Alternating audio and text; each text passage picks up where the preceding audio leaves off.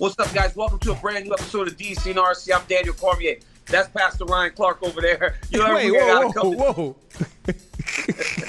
Hey, listen, just because you didn't went cross wherever you are, man, don't come taking shots at me because you got all your best friends in one place. You got Khabib there. You got Islam. I bet you're happier than a kid at Disney World.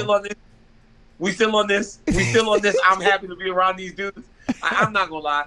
RC, I am a little bit. I miss my boys. And, hey, Ryan, it might have showed on Sunday.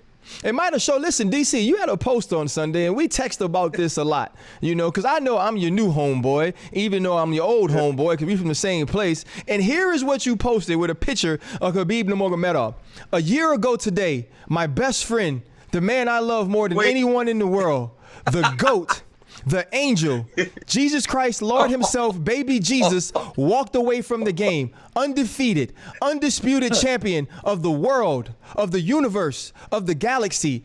Even if he was in Marvel, Thor, nor Captain America, nor Iron Man could ever beat him. I miss these times in the room, and I hope we get to be in many more rooms for the rest of our lives. Even when we die, I hope our rooms are together. I can't wait to see you in Abu Dhabi. Maybe they will give us a bunk bed, or we can sleep in a twin together. He could have gone 40-0, 50-0, 100-0, or whatever he would have chosen. He could have won in bullfighting, football, basketball, soccer, any sport that he would have chosen. He would have been the greatest of all time. He chose to retire at 29, although he could have waited until he was 150. No one was ever going to beat this man. My brother, we are AKA, I love you more than life itself. If someone told me it had to be me or you I choose me, Daniel Cormier. Ryan, you can actually stop. Because I did not write a love letter to Khabib Nurmagomedov. Now listen, I may have gotten in my feelings a little bit on Saturday or on Sunday because ESPN and everybody else posted Khabib's last interview inside the octagon. And right before he left, he said, DC, I love you, my brother. Right? So my heart started fluttering a little bit, my boy. And I started thinking to myself, what better way than to honor the man a year after he walked away than to talk to the man? So Khabib Nurmagomedov joins us right now, RC, from the Hilton in Abu Dhabi. What's up, my brother? What's up, guys? You hear this guy? You guys. Khabib, you hear this guy? The GOAT. Yes, of course I hear him. Nice to meet you, Ryan. Nice to meet you. Hey, this dude Ryan ain't nothing but he started the stuff.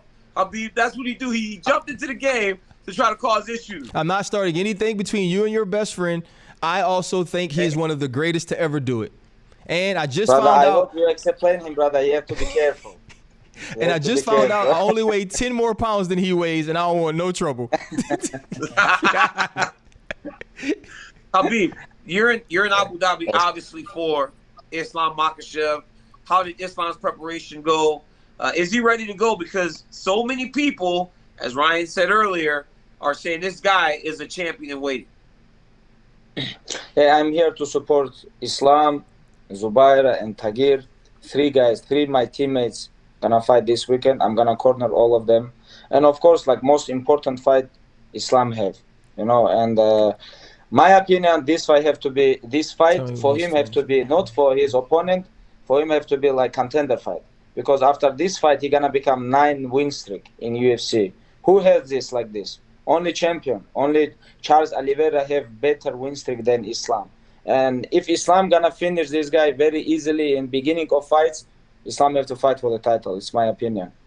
Yeah, and we talked a little bit before we came on about the emotions that you would feel walking into the octagon. Now, when you're cornering someone like Islam, who people say is the next thing, what are those nerves like? And is it any different, or even maybe more nerve-wracking being a coach and not actually having an opportunity to fight and change what goes on in the octagon? Like when you're being like coach and like fighter, it's like two different feelings. When you fighter, when you go to the cage, you're gonna control. You can control. You can wrestle. You can punch. You can kick. Like you can do whatever you want. But when you corner your brothers, close people, it's very hard because you cannot do nothing. You just watch. You just can give them only advice. You cannot fight for them. That's why it's like more emotional for me being like coach, cornering, and then fighting. When I fight, of course, I'm nervous. Of course, I have a lot of different feeling. Like same time, everything is coming, and you have to deal with this. And this is a little bit different. But when I'm coaching, like cornering my brothers, like it's my opinion is like a little bit more hard. You know, from having a career where you went undefeated, 29-0, as Ryan said, could have been 40-0 if you wanted to, because these guys weren't touching If you read the IG post, it actually got worse as the career went on. You were starting to beat them even worse than before. But Coach Khabib, undefeated, and many are calling you the coach of the year. How in the world do you never lose, my man? Outside of when you spar me and I put the jab up on your face, you know? oh my gosh. But you know, it's like coach of the year. Honestly, like being like coach of the year, I don't like this. I don't like it because I have name, because I have hype, because of all these things. Everybody calling me myself coach of the year, but we have coach. His name is Javier Mendez, and Yes. on his gym since 2010 and 2020, he every year he have someone champion. Every Yes. year you can ask 2013 or 2017, 2020, 11, like any years. Last 10 years he always have champion on his gym, aka American Kickboxing Academy. And with this team, with all this team, with us all the time traveling, training with us, coaching everywhere, he stay with us. And my opinion is Javier Mendez is coach of the year, not Khabib Nurmagomedov. I need 30 more years become like him, like experienced coach. Right now, I just 1 year ago I finished my career, and this year I beginning like little bit coaching and coordinating my guys. Like I don't think so. I am coach of the year. Coach of the year, 100%. My opinion, 2021. His name is Javier Mendez. Khabib, before we talk, Ryan, real quick, I want to ask you that. 2021 to Khabib, like you said, first time we have not had a guy hold the championship from the gym in so long. What's taking Islam so long, man? Is it time for Islam to get the job done Saturday and fight for the championship? Like we talk, like you know me, you, we all the time talk with him. Like I told him a little bit late. You know, it's like he 30 years. Like tomorrow, after tomorrow, he's gonna become 30 years. He have birthday. You know, when I was 30 years, like I already win title and defend my title. You know, it's like, and Islam right now he is ready, but like after this fight next year, when like 2022, we're gonna take back this belt to the AKA. You know, you talked about Islam being ready and being able to take the belt in 2022, but listening to you talk about Javier Mendez and all the things you need to do to reach that point or reach that plateau just brings me back to the humility that you fought with as a champion and even before that as a contender. When you have a guy like Islam, how do you keep him humble? How do you keep him in the gym training, even though people say he's ready right now? Because it looks like he approaches the game a little bit differently than you. You know, he's called out some of the top guys. He's let people know that dudes don't want to fight him. How do you make sure he stays hungry, he stays humble, and so when he steps into that octagon, he's as prepared as he could possibly be? Yeah. You know, that's why we're here. We have to give him advice. We have to give him energy. We have to give him like experience. We have to share with him, because what he wanna do? He wanna become champion. But me and DC, we already was champion, and we know what is this, and we know this game. And we know he have to talk, he have to call people, because he is a real deal. You know how many like bums we see, they all the time call someone and all media talk about them, but Islam is a real deal. He's one of the best in the world, you know, and I believe he's top 10 in pound for pound right now, you know. And but Islam a little bit quiet, he don't like too much talk, you know, it's like. But me and DC, we always try to push him, you know. And this fight, and after this fight, he have to call, call out champion or whatever.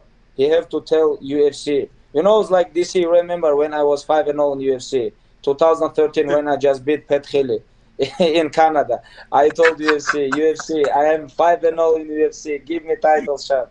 You know, it's like it's crazy. You know? Might have to beat Pat Healy. Yeah, but you know, because in my mind, I believe I am the best in the world.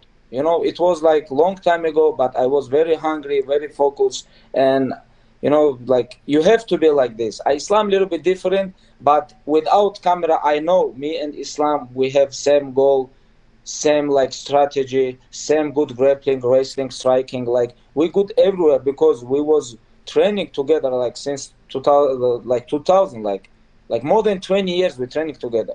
You know, and I know, and all people who training with Islam, they know how good Islam. He just have to finish this guy and the beginning of next year fight for the title for winner like Dustin Poirier and Charles Oliveira. Champ, since you retired, how's life? Has it slowed down? Has it gotten even more busy? Because when we look at the Instagram, or if you and I chat, you're constantly going all around the world. I saw you in England very recent. A guy jumped on the stage and all you said, brother, please don't do this. This is not a good idea. Like most people would panic. You literally just said, brother, please, like not right now, don't do this. But it seems like your life is even more busy today than when you were training. Yes, right now I understand. When I was training, I was like busy. Only like morning I go training, come back all day sleep, and nighttime I go training. Like it was my life last 32, 33 years. But right now I'm only 33 years old, and I want to work next 7 years. And when I become old like you, DC, I'm going to stop working. Hey, Ryan's my age. I hope you know that Ryan's my age. I am. He still has his hair. He still got his hair. He just don't look as beat now. No, hey, listen, he keeps talking about your age. He knows which one of us looks the youngest and moves around the youngest. So don't even start that. Speaking of that, DC and Khabib, though, you talked about Islam calling out the champion, and we see Dustin Poirier is now ascended to be a superstar. Charles Oliveira is now the champion. You know, you have guys like Kamaru Usman who are dominating. There has to be a little bit of you, because you aren't old like DC. You're very young like me, that still wants to get back in the octagon a little bit. Do you ever get that itch during practice to just go out there and show the dudes you still have it? Well, you know, it's like every day I training with all these monsters. I train every day, grapple. Like I don't spar. I'm gonna be honest. I don't spar because, like, you know, like, right now I'm business guy. I need brain. This you know what I'm talking about. I need brain. I told them, hey, without sparring, I can do like anything with you guys, like pull up, running, sprints, wrestling, grappling, lifting, whatever. But I said no. With punching my head, I'm stopped because I need my brain. I don't want to become like DC when I become 40 years old. You know? I want to be more fresh. I want to like involve more business. You know, I need my brain. That's why. And of course, DC. like fighting. This guy, you see this guy? DC, all you like ever do in my blood, and I always like. All I do is talk good about this guy. You see this now, Ryan? That's all you ever do is just wax poetically about how you two are I talk friends. good about this guy. This guy talking. This is crazy. I don't even think you dudes are friends, DC. Maybe I was wrong. This, you know, I always talk from my heart. You know this. I wanna save my brain, and that's it. Yeah, and listen, you know, I played football, so I totally understand that. And working with DC, I've learned that he didn't really save his brain sometimes. Like today, you know, you guys are in the same hotel. You can work the FaceTime and the Zoom. DC cannot. We couldn't hear DC. So it's been a lot of things that have gone on. And so when you talk about saving your brain, what is it that you want to do other than coaching in your retirement? What are you thinking about making sure you have your faculties to do going forward? It's been, brother, you know, it's like almost 10 years we was training together, me and DC, right? And he was captain of American Kickboxing Academy. Right. But every single day this guy late. And what happened tonight? He late. Hey, Khabib. What happened? Now it's when he 40 years old and he cannot control his like Wi-Fi or something like this. Where's his brain? I am here to waiting for him like 30 minutes. You know, I don't have time so much, you know.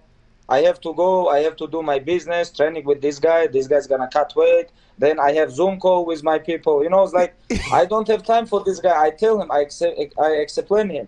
Brother, you have to save my time. Well, you know what the good thing is? At least me and you were here, and we were ready to conduct the interview. We were ready to do our jobs. And DC was not here, and it's been all about what? What, DC? Wait, wait. I come back. Okay, and let this him guy talk. Okay, let him talk. This guy, hey Ryan, this guy tell you that he tell me to get on the schedule. Call him, maybe put him on the schedule. What he said was, DC, even when you were the captain of AKA, you were still late. That you were that's not true. He said you were That's not a not guy true. that led by example. You were like a Paulo Costa of AKA. That's who you were. No, wow. That's who you were, DC. That's who you were. You were a guy that, you know I what? don't say this, DC. I don't say this. Hey, Khabib said he wasn't sure if you could make the weight. He wasn't sure if you would do the work. This guy, if you were drinking wine before the championship fight, he doesn't know. But how many times you late? How many times you late in training? Wait, how many times you see I late? Never in my life. To tell me, never Paulo in my Costa. life. I never late in the training. Wait, to call me Paulo Costa. I'm so late. You called me Paulo Costa. That was me. I did that. Habib, you called me Paulo Costa. That was me. That was my fault. He called you, not me. DC. That was me. Not me. This guy. Listen. So listen. I always lived a little. Lived a little further away from the gym, so I may come in at 12:05. Never more than 3 to 5 minutes late. I apologize. Sounds like we an always excuse. Had great training.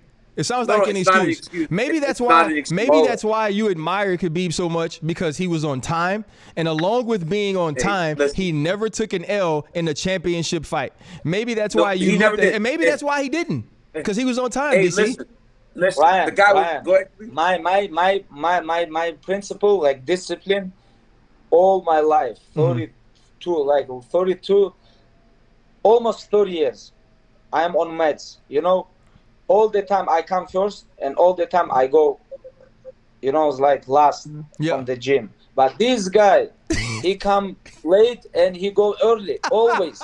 You can ask Javier Mendez, you can ask Bob, you can ask like all team. They're gonna tell you. Hey, listen, Ryan.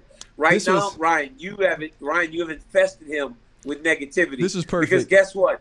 As I told you the other day, I got a bit in my feelings when I saw him on his interview. So I posted that picture. Look at his comment underneath. I'm so lucky, DC, that you come into my life. So right now, hey, listen. So right now, while you may have infected his mind, because that's what you tend to do, I know where Khabib and I stand. Khabib, listen, my friend, thank you so much for coming and joining us. Thank you so much. Really appreciate it. We know that you're a busy man. Thank you for taking the time. Go work out. I see Thank you, guys. It was good to see you guys. Another one of Appreciate you, man. business. Khabib, thank you, brother. Thank you, guys. Thank you, brother.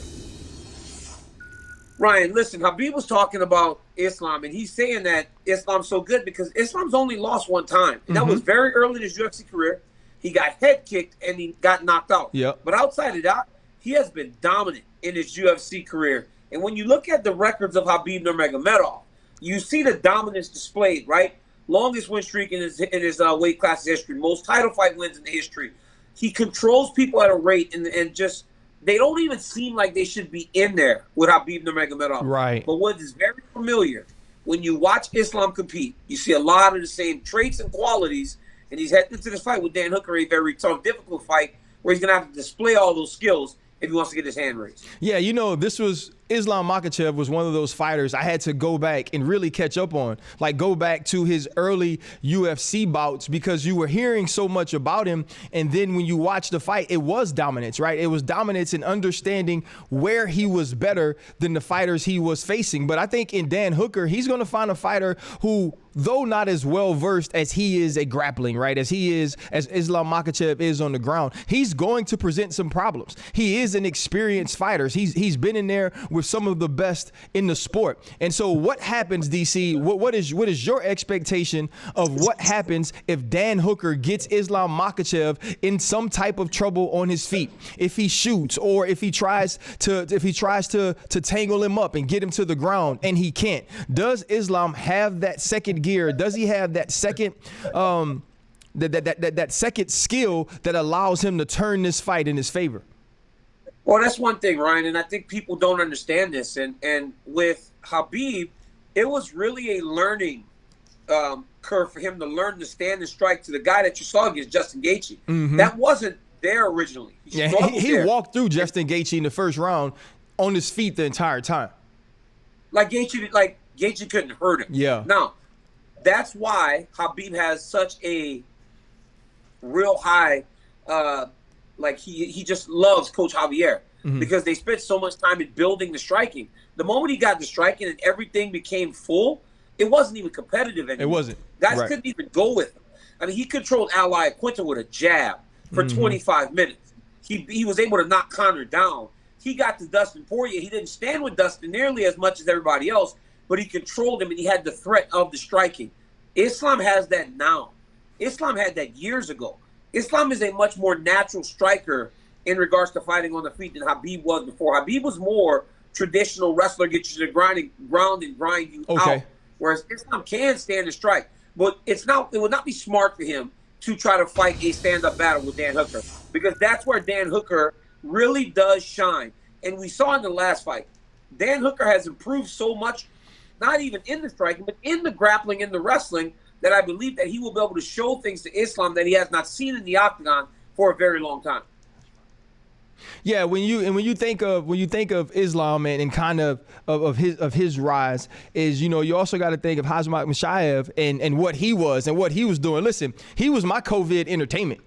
You know, when you watch a dude fight, what was it, 2 times in 10 days? What was it also, a 17-second knockout on the feet? And this was at a time where he was saying, dudes don't want to fight me, and I'll fight at whatever weight class you need me to fight at. And it's been a battle with COVID, and he's been trying to get back into the octagon, and now we finally see him again, DC. Do we see the same dude that we were watching ascend up the UFC ranks, or will it take some time to get the rust off in this fight?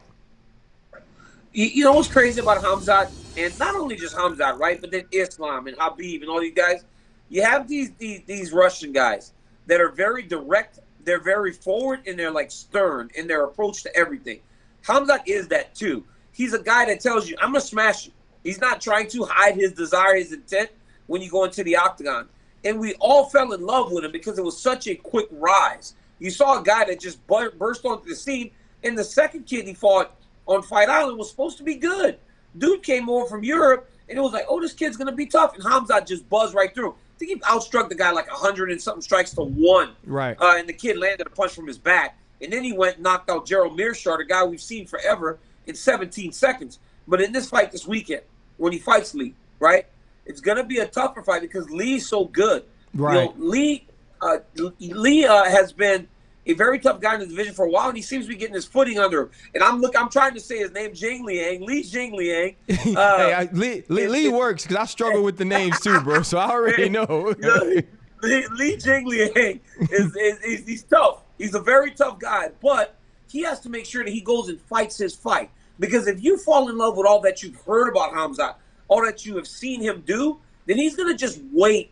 And if you wait against a guy like this, a guy that possesses this type of power, you are going to go to sleep. And I'm telling you, if Khamzat Chimaev wins this fight on Saturday, and I walk into the octagon and interview him, I expect fireworks from him on the mic, on the sticks. Because not only is he a great fighter, he is a quote machine. Right. And it's so much easier, Ryan. Like, Ryan, for me and you, we got to be a bit clever, right? We got to be a bit clever because we speak English, but it's the broken English of the foreigners that just, how people say stuff like, it somehow resonates. Bro, it makes you the most cool person. Khabib walk in Madison Square Garden goes, I want to fight your chicken. Who says I want to fight your chicken? Hey, when you've been fighting chickens and bears and all these things growing up, you know what? To us, we look at it and be like, man, like who would ever want to fight chickens? But it works when you're Khabib Nurmagomedov or your Islam Makhachev or your Khamzat Chimaev. Like those dudes can do it. But you know, we'll get back to this. But there was someone that had you disrespecting the GOAT, Amanda Nunes, not too long ago. Like there was someone that had you saying, you know what, Amanda Nunes might not be the best female fighting. There was someone that had you kind of googly-eyed, you know, bro, it felt like you just it felt like on your totem pole of greatness, it was like Khabib, Islam, Kayla Harrison. And so in that, she has an upcoming fight. There's been talk, and she even said it herself. She worked her whole life to be the hottest free agent in the street when it was her time. She's going to be it after this weekend. Exactly. So she fights out of her PFL contract after this fight. What do you think happens in the fight, which we probably already know that, what you think, and then what's the next step for her? You know, for Kayla Harrison, it's about going out and doing what's expected. Ryan, I always say this. I say sometimes what's expected is the hardest thing to do. Because now if you just win, it's not enough. Like when you guys were such a great football team and you were playing the Lions or somebody hadn't won a game, and you go and you play it close, and then people are like, oh, maybe they're not as good as you thought. This is what situation Kayla Harrison finds herself in. She has to go and dominate in the way that she has done to this point in order to not only win $1 million, but also enter the free agent market with just expectation and an ability to negotiate in a way that not many have. Because if she wins $1 million here, as she won $1 million last year, I believe, and dominate the way that she has, she can go to the UFC and go, hey, I can't really. Why should I go fight for 100 and 100 whenever I have been making X, Y, and Z outside? Here's the biggest thing. And Dana already started playing the game, right? I saw it, right. He's like, I think she should just stay in PFL. It's like, I don't really want, it's like, dude, it's a great game, Ryan. It's like seeing the girl and going, everybody loves her, but I don't. Hoping that she goes, I don't want her like that. Right. I don't get her, dog. Everybody thinks she's so fine. Man, forget her. And then you think to yourself, if I don't want her so bad, maybe she'll be like, you know what? All these eyes don't matter to me. I want the one that doesn't pay attention to me. And I feel like that's kind of the game right now.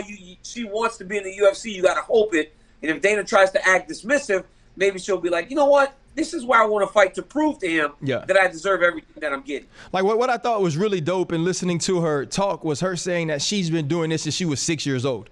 And when you watch her inside the fights, you feel that, right? You feel that type of control, and it's almost like when the fights start, you're waiting for it to end. You already know how it's going to end. You already know whose hands is going to be raised, but you're just waiting for it. But this is different, right? This is going to be playing the game a little bit. And the one thing that Kayla Harrison has done to me is with her quotes, right? With her interviews, with her behavior, but also with her talent, she's shown that this is someone that people want to see. Not even fighting in the UFC, not even fighting in that promotion, getting other great fighters to sit cage side in order to see her fight. But along with her, not only is Kayla Harrison fighting, but we have Claressa Shields in her second fight. Right, and we watched her get out of a little trouble in her first fight, and I mean that was something that I was waiting to see. Obviously, we know what she could be as a boxer. We know what she brings to the fight from that aspect. But I was wondering, okay, if she does get taken down, can she fight off of the ground? Can she fight after some adversity? And she showed that she could do that. What are your expectations for her in this fight, DC? You know, honestly, if I'm not wrong, I think Claressa Shields is from like Flint, Michigan. Hey, people from Flint, Michigan, they different, Ryan. I mean, we're talking about a place. The Flintstones. It's hard to grow up. It's hard to grow up in that part of Michigan. Yep. Or in some of those hard areas that a lot of people grow up. And when dealt adversity, that's only another part of what you've dealt with your entire life. So when I saw Claressa Shields dealing with the adversity of the fight, getting taken down, you knew that if she got an opportunity, she would let everything hang out. There are times that fighters just kind of ride the wave until the fight ends. You could tell she was never going to do that. So it was great to see that she was able to deal with it and overcome. But it was a little bit concerning that she wasn't a little better at defending the takedowns before she got taken to. So for me, I was always kind of thinking like, well, did they rush her?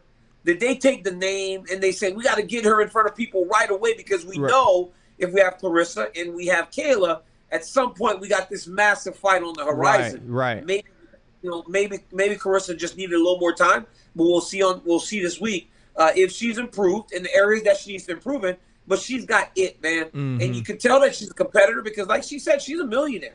She's already made money. She wants to be a multi-millionaire. Right. So she's not only boxing, but she's doing mixed martial arts. And as you know, for as good as a football player as you are, you don't want to get on a wrestling mat. For as good as a wrestler as I am not trying to get on the basketball court. Right. I'm not trying to be uncomfortable. We do that as human beings, we don't want to put ourselves in the most uncomfortable situation, except for the special ones. Right. And that's exactly what Claressa Shields is doing. She could be safe in boxing right now and not really get challenged, RC. But instead, she's going out there and putting herself out there to be judged. And trust me, it is an ugly world when you're fighting mixed martial arts. Yeah, when you watch any clip of her training, any clip of her fighting, the thing that sticks out to me is that she's a competitor. You know, like she's truly the definition of fighter. And when you look at somebody, like you talked about being from Flint and you talked about adversity, it seems to her that brings out the best in her. And you mentioned her being comfortable in boxing. I don't necessarily think she likes being comfortable, though. I feel like she feels like she's gotten to a certain point, and you heard what she said too, though. Like, you're gonna have to come get them boxing belts, right? Like we ain't just giving them away, giving those away either. But we saw her in some uncomfortable positions in the first fight, and I think it's like any other thing you do. Sometimes you don't know until you really see it live action. You know, like you could train and you can work on it and you can have people change levels on you and take shots, you know, double leg, single leg. But until you really feel it up against the cage or you feel someone take that shot, I don't think you're necessarily ready for it. I believe she'll be better in this fight because of the first experience. And it's just like any other thing. Like Aaron Rodgers said about being 6-1, bro. When you don't fight your best or when you don't play your best and you win, those are the good ones because now you get to critique and correct yourself even more than you would have if you had lost those things. After watching last night, I can't believe that the Saints own that one over the Packers because it just does not seem like on any planet that football team last night would beat the Packers, especially throwing up 38 on them. Are you ready to have Jameis as your quarterback of the future? Is Jameis the Drew Brees replacement? Are you comfortable? He's odd, man. He is very odd. Is he not odd? He's extreme. Why is he so odd? Bro, because he ate a W. He ate a W, bro, DC. When he threw that touchdown to Camara last night, he was pointing at him running like this. I'm like, what is going on? He's just a very odd guy. He's a very odd guy, RC. I love the team, so I gotta love Jameis Winston. Now here's a guy that you love that was just on his stuff last week. Your boy, Paulo Costa. Oh, man, your homeboy was tripping all last week. Dude out there not making weight. This dude just changing weight classes, agreed to 195. The fight ultimately ended up being 205. You know what's crazy? Going out into the fight, it was a fantastic fight. It really was. It was a great fight. It was a fun fight. And Paulo Costa, for all that he fought a pretty good fight. But as you get away from Saturday, what was the biggest takeaway from that? Was it the leniency that it seems the UFC will have in regards to weight, or was it the performance of Marvin Vettori, or were you surprised that Paulo Costa was able to go 5 rounds and be as active as he was?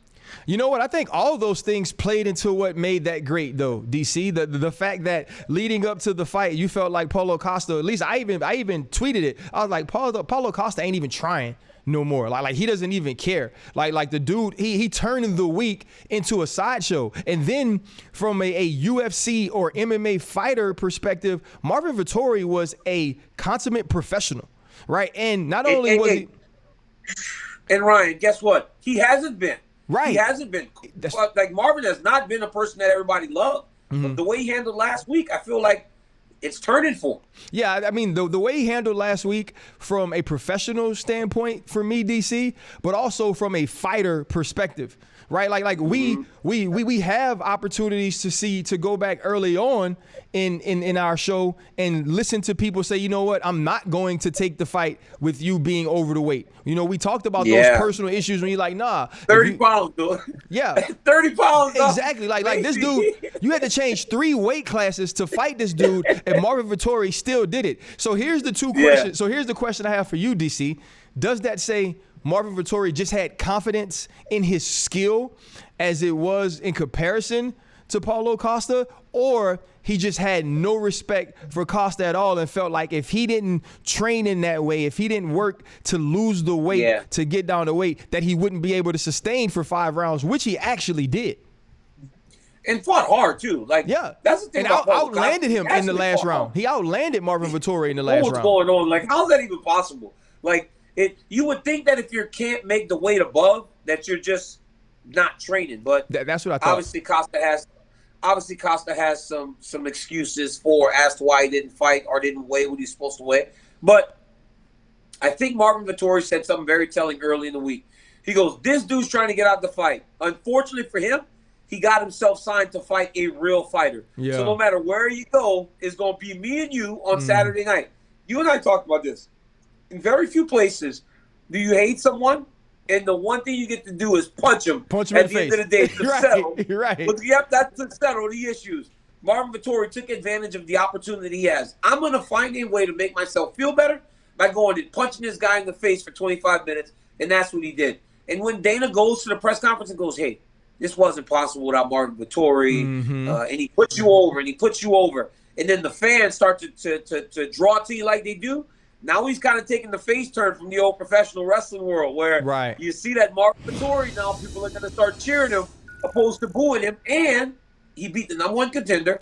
He just lost to the champ, so it puts him right back in line on course to earn a fight against the champion. But the champion needs to be Robert Whittaker. Right. Because he's already lost to Izzy twice, and the UFC has not been very willing to give a guy a third fight against the same champ. Now, here's the issue. It's not even an issue, right? It's the good thing for Marvin is that he handled last week in the way that he did. Because they will do it. Max Holloway wins again, they will give Max a third fight with Volkanovski being down 0-2. And Marvin Vettori, for his actions last week, may have earned himself some good favor that if he continues to win, he may get Adesanya for a third time. It was just a complete week of winning for Marvin Vettori. And my boy Costa RC, from drinking the wine before Izzy got him. Izzy got it bad on the wine, right? That's my guy. That's your boy right there. Matter of fact, hey, listen. Here's what we could do, man. If we could get him to translate it enough, we could go DC, RC, and PC if you want to. You want to follow Costa on the show? I'm like, hey, bro.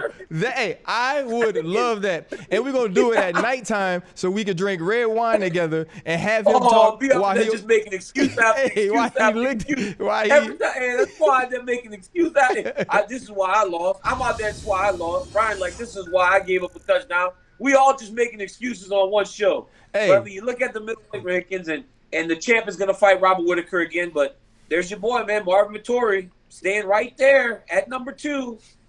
Dude's got himself in position. Well, I think the hard thing for me is to watch the second fight against Izzy and think that Marvin Vettori could ever do anything different than what he did in that fight when you see the contrast from fight 1 to fight 2. So I think if Robert Whittaker wins, that gives him a better opportunity. We also got to see what happens with Brunson, right, in his next fight. Blonde Brunson, as he calls himself. Oh, my goodness. Cannonier, whichever of those two win that fight, they should probably be next up for an opportunity at the champ. So we'll see where Marvin Vettori fits in that. And Paulo Costa, I mean, he might as well just fight heavyweight next time. It don't even matter. Just give me a good show.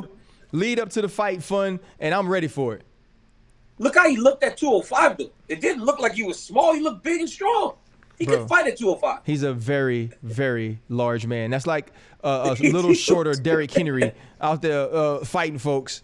And so, when you have a guy like that, I mean, I think it's just one of those deals that the UFC will deal with you, and so they'll tolerate him until they want to replace him.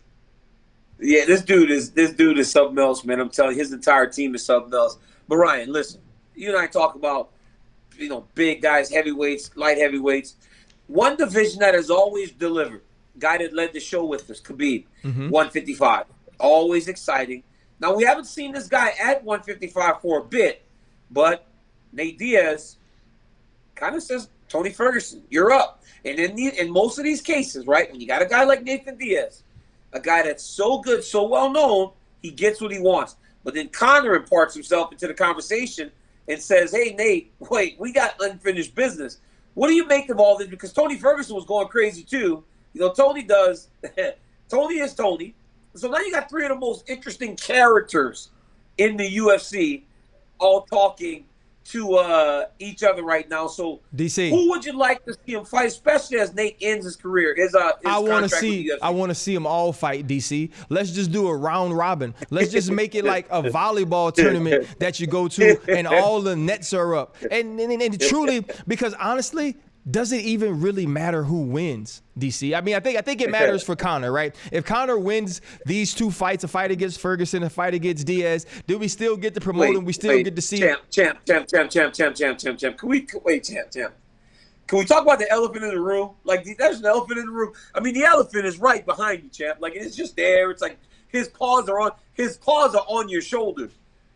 RC, the elephant in the room is Conor can't fight, man. Conor cannot fight. Well, not right now, DC. So what's he doing? So DC, I don't understand what he's doing. What he's doing is what Conor McGregor has learned to do, DC, is keep his name into everything his name would ring in, right? Yeah, but he can't fight. I know, DC, but if Conor starts to talk about fighting Charles Oliveira right now, or he talks about fighting Dustin Poirier again, this is not something that we're going to be into, because what we're going to say is, as it pertains to winning the belt, Conor right now is not available to fight. And we also just watched him lose to Dustin Poirier twice. We're not going to be interested in that. But if he puts himself into these hypotheticals, though, right? These hypotheticals of Tony Ferguson, who's a wild man, of Nate Diaz, who everybody loves, and then we start to have the conversation. See, this isn't championship Conor talk. This is 22-6. I might get in a fight with a DJ, or I might be the old man up at the bar, Conor McGregor, right? Conor McGregor is slowly walking himself into the BMF world, right?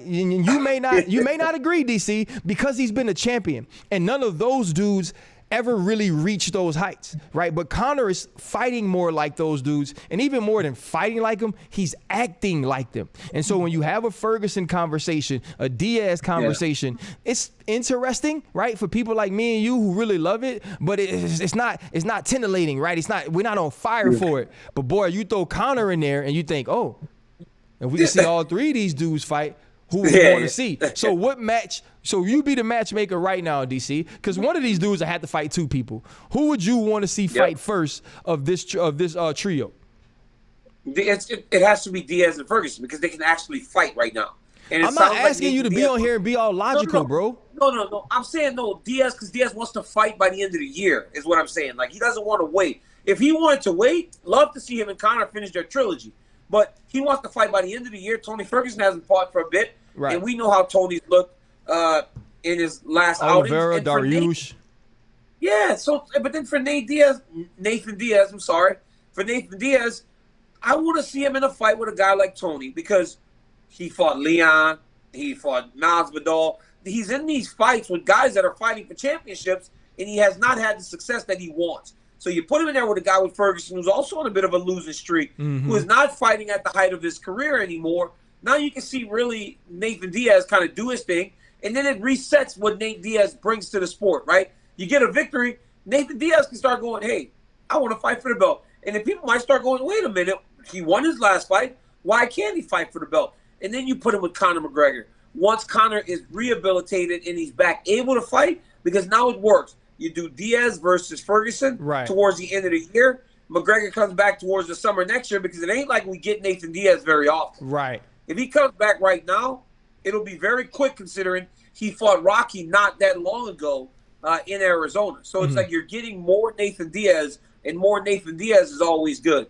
But I believe Diaz versus Ferguson now, and then let's see when McGregor comes back, if the UFC can get the contract situation figured out with Nathan Diaz, because obviously there's a lot out there for Nate Diaz. Yeah, and that's the thing. So you look at Nathan Diaz. He has this one fight left on his contract. Normally, people like Nathan Diaz, you want to get that done, right? You don't really want them going into their last fight, especially with all. You know the what you want, Ryan? Can I be honest, Ryan? You know what you want? You want him to sign a new contract before he gets to that last one. That's generally how the UFC works, honestly. Yeah. Because when I would start to get close, and I have like two left, they'd be like, hey, let's talk and let's renegotiate, get something done to extend it, make it longer. But today, I think, because of the landscape of mixed martial arts, more people are fighting out their contracts. In some instances, it works. In other cases, you fall flat on your face, because you really devalue yourself at the end of that contract. Yeah, but I mean, so here's the thing. We're thinking of this world where everybody has to just fight in MMA, right? Where everybody has to fight in the UFC. Outside of this, there are other things going on. Nathan Diaz is already talking about fighting Jake Paul. Now, do I necessarily want to see him fight Jake Paul? Hell no. But I do understand the draw for a You'd guy watch it, like though. Diaz. You'd watch it though. Yeah. You'd watch it though. Yeah, I watch it because I'm dumb, man. I watch Mad all the whole of it. time at yourself too. Yeah. Hey, mad at yourself the whole time. And the whole time I'm watching it and then spent my little money, I'm gonna be upset with myself for being so dang gullible and loving the sport so much. And so, but like when you have kind of those things out there, you know, I think fighting a guy like Ferguson is smart from two ways. If you lose to Ferguson, so what if you can go get a Jake Paul fight? But if you beat a guy like Tony Ferguson, who even though I think it was a 3-fight losing streak, is so well respected in the sport. Right, we understand the type of toughness. Like we've watched this dude be in submissions lately that I wouldn't have been able to tap out because I would have passed out.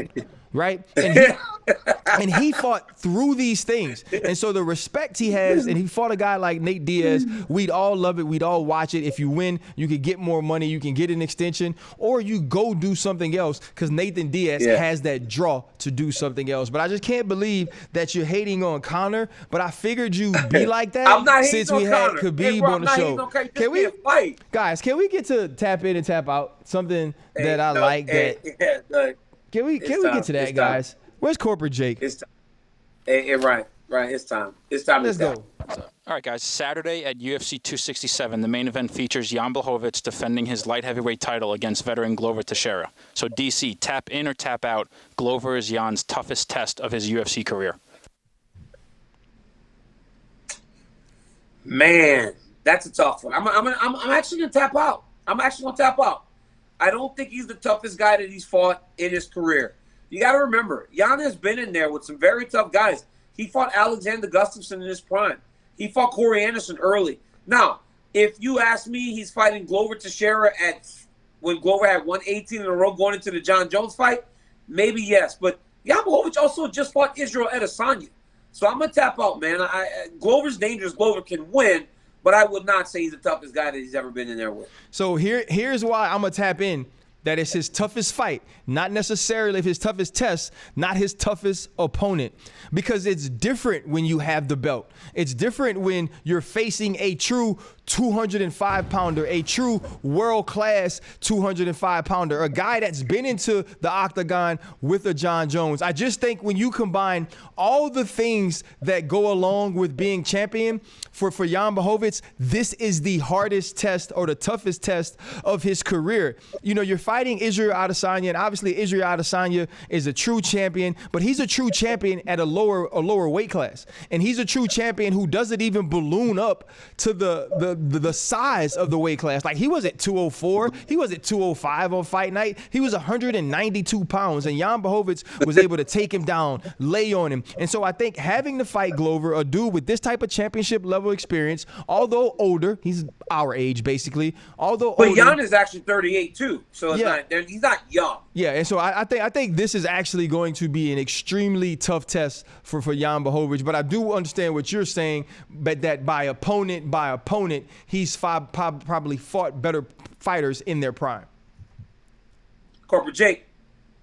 All right, in Saturday's co-main event, Corey Sandhagen steps in for champion Aljamain Sterling to face Petr Yan for the interim bantamweight title. So, RC, tap in or tap out? Yan versus Sandhagen is a better fight than Yan versus Sterling. Tap all the way in. How do I keep tapping in? And it may just be DC because I saw the other fight. It may be because I saw Aljo in the ring with Yan, and I looked at it and said, "Oh no, like this ain't it." You know, I saw that he was being dominated before the illegal knee. And so when you look at that fight, I wasn't necessarily excited about seeing Yan versus Aljo. Now, you get Corey Sandhagen in there coming off of a really good fight against TJ Dillashaw, a guy who was really upset because he felt like he was one fight away and that would change that. Getting his opportunity, I expect to see the best Corey Sandhagen we've ever seen in the octagon when these two meet up. I think that's exactly why you tapped in. And I think I'm going to tap in too, because it's something we haven't seen before. And you know that this one's going to be extremely fun because of who Corey Sandhagen is. Now, there'll be a section of people that say, well, Aljo beat Corey Sandhagen, but that's because Aljo got to his position, right? Got to his position, and Aljo can submit anybody once he takes her back. And we didn't get to see them fight for a complete 25 minutes or 15 minutes. So There's still a bit of an intrigue in the matchup between Sandhagen and Sterling. So I'm tapping in, man. I think this is going to be a great fight. And like you said, we saw Aljamain Sterling, Petr Yan, and we would have saw it so close to when the first one happened. Right. How much really could have changed in that short period of time. So I'm excited we're getting a fresh matchup for the interim bantamweight championship. Corporate Jake, hit us again. This past weekend, Fedor Emelianenko returned for the first time in 2 years and knocked out Timothy Johnson in the first round. So, DC, tap in or tap out that Fedor could still make a run in the heavyweight division if he made a full comeback. Oh, my God. Hey, bro, you see, that's what I'm talking about, man. I've been talking about Fedor. I've been talking about Fedor for the last few days, man. And listen, it's starting to come off as if I'm a Fedor hater. I am not. I am a massive fan of Fedor Emelianenko. But, bro, right now, Fedor has the ability to have the fairy tale ending. Mm-hmm. But here's the problem. Older champions win, and they feel like they still got it. When in reality, that time's gone. I'm tapping out, man. He can't make a run at a title right now because he has losses to guys like Matt Mitrione lately. Mm-hmm. It only takes a guy to hit him in the right spot to put him out again after all the wars he had back in Pride, Strikeforce, and everywhere else. So, tap it out, man. Every time he goes out there, it's fun. I think the guy is the 9th wonder of the world, Ryan. He's 45, and he's knocking people out. But to think that he could fight a Francis Ngannou or a Cyril Gane or a Ryan Bader, like, that's absurd, man. You don't put him in there with guys like that. Yeah, I'm tapping out, too. And, you know, if Khabib Nurmagomedov is Daniel Cormier's sport crush, then Troy Polamalu is mine. And Fedor, he is. He absolutely is. No question. Well, I wish I could be around you and Troy Polamalu together. Hey, I tell you what, I'm sure you bringing him drinks and stuff. Hey, bro, he loves MMA. He would love to come on the show. But Fedor was his favorite fighter, and that's why when we were drafting fighters that time, I had Fedor on my list. And I'm tapping out on the fact that he could make another run for a championship, but it did feel good to see him have success again. It did feel good to see him land that left. I celebrated. Yeah, it felt good to see that, and that's what I feel with you about that story, that storybook or that fairy tale ending. Like I don't think everybody won't get better than that. Right. I don't think everybody has to be carried out on their shield. Sometimes it's okay to walk back into the kingdom as once being the king and get your flowers that way. And I think Fedor Emelianenko got that this time. You know what the problem is with the champions? Most of us, like we saw Muhammad Ali get knocked out. Like everybody goes out on their back. It is because you get a taste of like, oh, I still got it. And the only way you can really face that is when somebody really puts your lights out. Right. So then you walk away. Fedor has the opportunity right now to walk away at the absolute best time because fought in Russia, knocked out the guy in the first round. It was vintage. Right. Walk away, my man. Walk away. It's over. All right, guys. One last one. Over the weekend, video surfaced of a professional pillow fighting league taking place inside of a cage. So, RC, tap in or tap out on a professional pillow fighting league? First off, I'm tapping in. Guess why? Guess who finna be in it? RC. Guess who's not going to be the only dude that can say on this show that he won a championship in the cage? Not DC, because RC, I'm finna go in there, Corporate Jake, DC, and I'm putting folks to sleep. I already started training. I'm doing 42 days straight because I'm 42. Watch what happens, DC. Man, hell no. I'm tapping all the way out on this. I don't want to watch people pillow fight. It's like a dang sleepover in the cage. If I wanted to watch people have a sleepover, then I just tell my daughter, hey, have your friends come over. We're going to cook for them. We're going to have a great time. And tell my son, you bring your friends too. We'll make it a family affair. I'm not watching folks I don't know pillow fight in the cage. That's something DC gonna probably want to do now, and he'll get Khabib into it as well, so he could be the go to that too. Hey, come on, Ryan. Who in the world sent that video to Jake, man? Like, where did that come from? I'm tapping out. That's some BS, man. I'll tell you this right now. I have some BS. That's some BS if I ever seen some on TV inside an octagon. Whoever loaned the octagon to that league to do what those people were just doing out there ought to be slapped, because that is ridiculous. World Pillow Fighting Championship is something I never want to be a part of, and I don't care if you put all my best friends in there. I ain't going. And then it looked like they were. It looked like the World Pillow Fight Championships took place right at the beginning of COVID. They ain't got no fans in there. Ain't nobody going to watch that, DC. Nobody is watching that, bro. Like that is not a sport that is going to catch on. Like and I don't no, care. It looked like Jacksonville. Hey, it actually looked like Jacksonville. I also wonder what. Ooh, I wonder what the take you saw. You saw the spinning back pillow though. I know you saw the spinning back pillow. Hey, I tell you this. Hey, Ryan, I saw that spinning back pillow. Hey. For the first time I ever saw a spinning attack, my little brother hit him. Hey, I'm gonna be honest. honest. My little brother hit my cousin with a spinning back fist, dog. Knocked him out. DC, I'll tell you what, man. You know, you talked about your little brother. We obviously both come from Louisiana, and as much as we love fighting on this show, we don't necessarily love the fighting that doesn't happen in the octagon or in the ring. And I want to give a shout out to Dads on Duty. Just with a rash of very, very vicious fights in the school, of fights that were truly, truly getting to a place where they were uncontrollable, to have these dads come together and not only necessarily patrol the school, but give a presence, show that people cared, to show that they were there to take care of one another, not just their kids, but everyone's kids. And I think that that's the type of stories that we need to share. Those are the type of things that we need to spread, is that when people come together, when people have the conversations that they need to have, and when people understand that it's not about who is doing what to who, it's about how can we all make it better? How can we all get out of here together? How can we all show that we could take care of one another? And so I want to give a shout out to all those fathers who volunteered their time, volunteered their efforts, but most importantly, gave their hearts to make sure that those kids were protected, taken care of, and that nobody else had to come in and reprimand those children. Nobody else had to come in and punish them. They handled their community on their own, and that's beautiful, and that's what it's supposed to be. Absolutely, Ryan. And, you know, it was just very unselfish. Yes. There are times where people will see those fights happening, they grab their children and they go about their business because they care about themselves. These men showed that by bonding together, by taking initiative and saying, we want to uplift the whole.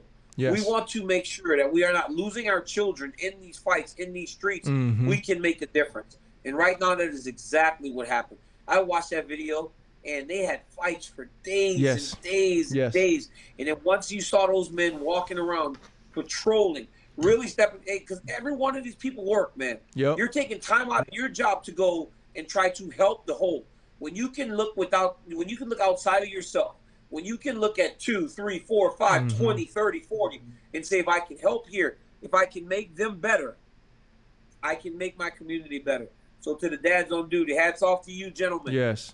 Really good job for stepping outside of yourself and really making a difference. And hopefully, it serves to have more people in those lower income communities step up just like that to make a difference. Now it was absolutely beautiful, and it also showed the respect that children and that young people will have when you show that you care, because they didn't outnumber the students, but just simply being there, simply showing that they cared, the respect was there. DC, this was a great show. First off, we had Khabib on here. Now I know everything I think about you is right. That man said you was late all the time.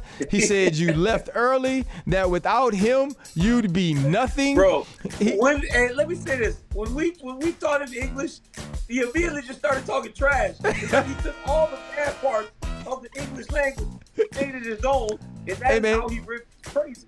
Hey, man, you learn how you learn. DC, guess what? We got a surprise for the people, man. The next time we do this show, the next time I see you, we will be together on campus. DC will be in Bristol. You never know what might happen, guys. You might see a pillow fight break out. You might see DC do some NFL Live. You just never know. You might see a live list. What about that? Ooh. Because you know I stay smashing you on the list. Now, Ryan, let me say this before we go. Ryan, I make fun of you every week about your shirt, and I call you a bastard. But I think it's my jealousy coming through because I want to know who makes them sense. Can you please put me in touch with your guy? Hey, DC, Christmas is coming up, man. That may have to be your gift. I'll make sure that when you walk in the octagon and you forget the fighter's name, you at least look good while you're doing it. RC, I want that look so much that I tie my collars up to make them stand tall. I just want You gotta the get a shirt. smaller Let neck, me bro. be called- Your I neck just too want to be big. called We love y'all. Pastor PC one We time. love y'all. Guys, thank you so much for joining us. We'll see you all next week. Peace.